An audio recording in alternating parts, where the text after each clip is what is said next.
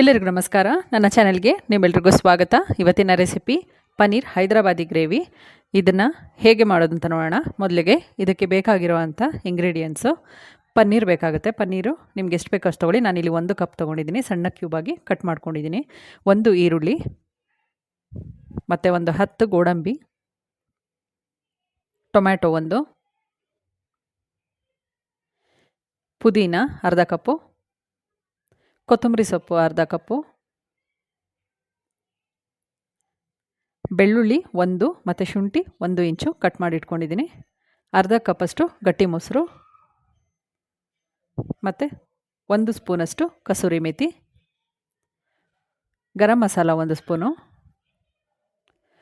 ಧನಿಯಾ powder 1 spoon ಮತ್ತು ಚಕ್ಕೆ ಮತ್ತು ಲವಂಗ ಒಂದು 10 ಇದೆ, ಚಕ್ಕೆ ಒಂದು 2 ಇಂಚಷ್ಟು ತಗೊಳ್ಳಿ. ಅರಿಶಿನ 1/4 ಟೀ ಸ್ಪೂನು, ಅಚ್ಚ ಖಾರದ ಪುಡಿ 1 ಸ್ಪೂನು, ಖಾರಕ್ಕೆ ಬೇರೆ ಏನೂ ಹಾಕ್ತಿಲ್ಲ, ಸೊ 1 ಸ್ಪೂನ್ ಹಾಕ್ಕೊಳ್ಳಿ. ಈಗ ನಾನು ಒಂದು ಪ್ಯಾನ್ಗೆ ಎಣ್ಣೆ ಹಾಕ್ಕೊಂಡಿದ್ದೀನಿ. ಎಣ್ಣೆ ಬಿಸಿ ಆದಮೇಲೆ ನಾನು ಇದಕ್ಕೆ ಕಟ್ ಮಾಡಿರೋವಂಥ ಪನ್ನೀರನ್ನ ಹಾಕ್ಕೋತಾ ಇದ್ದೀನಿ. ಪನ್ನೀರನ್ನ ಸ್ವಲ್ಪ ಎಣ್ಣೆಯಲ್ಲಿ ಸ್ವಲ್ಪ ರೋಸ್ಟ್ ಮಾಡಬೇಕು. ಹೀಗೆ ಸುಮ್ಮನೆ ಹಾಕಿ ಬಿಟ್ಬಿಡಿ. ಈಗ ನೋಡಿ, ಒಂದು ಸೈಡು ರೋಸ್ಟ್ ಆದಮೇಲೆ ಮತ್ತೆ ಅದನ್ನು ಉಲ್ಟಾ ತಿರುಗಿಸ್ಬೇಕು. ಹೀಗೆ ಒಂದು ಸೈಡ್ ರೋಸ್ಟ್ ಆಗಿರುತ್ತೆ, ಸೊ ಹೀಗೆ ಎಲ್ಲದನ್ನು ಇನ್ನೊಂದು ಸೈಡು ರೋಸ್ಟ್ ಮಾಡ್ಕೊಳ್ಳಿ. ಸಿಮ್ಮಲ್ಲಿ ಇಟ್ಕೊಳ್ಳಿ, ಇಲ್ಲಾಂದರೆ ರಬ್ಬರ್ ಥರ ತುಂಬ ಗಟ್ಟಿ ಆಗಿಬಿಡತ್ತೆ. ಈಗ ಸಾಕು ಇಷ್ಟು. ನಾನೀಗ ಇದನ್ನು ನೋಡಿ ಇಷ್ಟ ಆಗಿದೆ, ವಾಪಸ್ ತೊಗೊಂಡಿದ್ದೀನಿ, 1 ಕಪ್ ಹಾಕ್ಕೊಂಡಿದ್ದೀನಿ. ಈಗ ಈರುಳ್ಳಿ,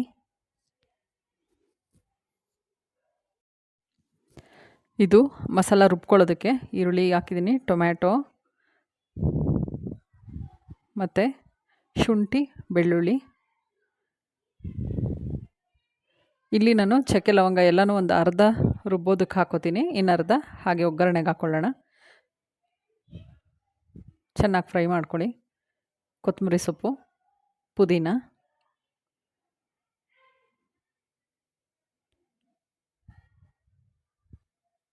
ಎಲ್ಲ ಹಾಕಿ ನೋಡಿ ಹೀಗೆ ಚೆನ್ನಾಗಿ ಬಾಡಿಸ್ಕೊಳ್ಳಿ. ತುಂಬ ರೋಸ್ಟ್ ಆಗೋದೇನು ಬೇಡ.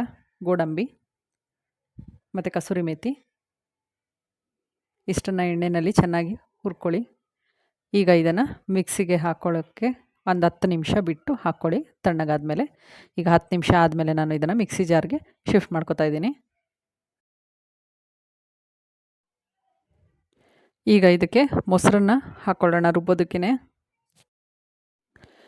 ಮೊಸರು ಹಾಕಿ ಈಗ ಫೈನ್ ಪೇಸ್ಟ್ನ ಪ್ರಿಪೇರ್ ಮಾಡ್ಕೋಬೇಕು. ನೋಡಿ, ಇಷ್ಟಾಗಿದ್ದರೆ ಸಾಕಾಗುತ್ತೆ.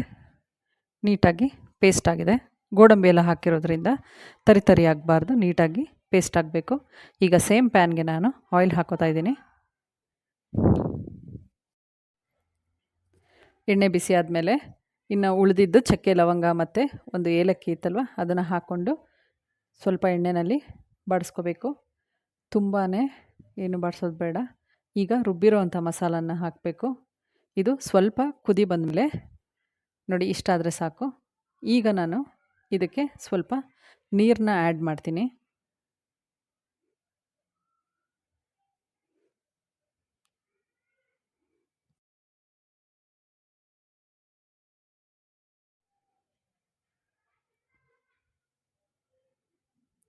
ನಿಮಗೆ ಎಷ್ಟು ತೆಳು ಬೇಕೋ ನೋಡಿಕೊಂಡು ಆ್ಯಡ್ ಮಾಡಿ, ತುಂಬ ತೆಳ್ಳಗಾಗೋದು ಬೇಡ.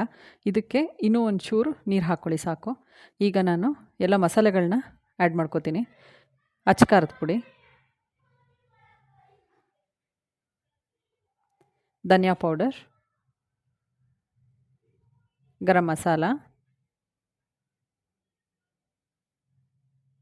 ಮತ್ತು ಅರಿಶಿನ, ಇದಿಷ್ಟನ್ನು ಹಾಕಿ ಚೆನ್ನಾಗಿ ಮಿಕ್ಸ್ ಮಾಡ್ಕೊಳ್ಳಿ.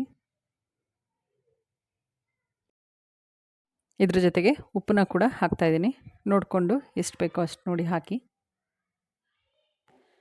ಈಗ ಇದು ಸ್ವಲ್ಪ ಕುದಿ ಬರಬೇಕು.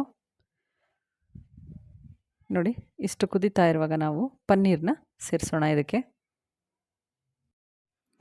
ಪನ್ನೀರ್ ಹಾಕಿದ್ಮೇಲೆ ಸಿಮ್ಗೆ ಇಟ್ಟು ನಾವು ಇದನ್ನು ಒಂದು 10 ನಿಮಿಷ ಬೇಯೋದಕ್ಕೆ ಬಿಡಬೇಕು.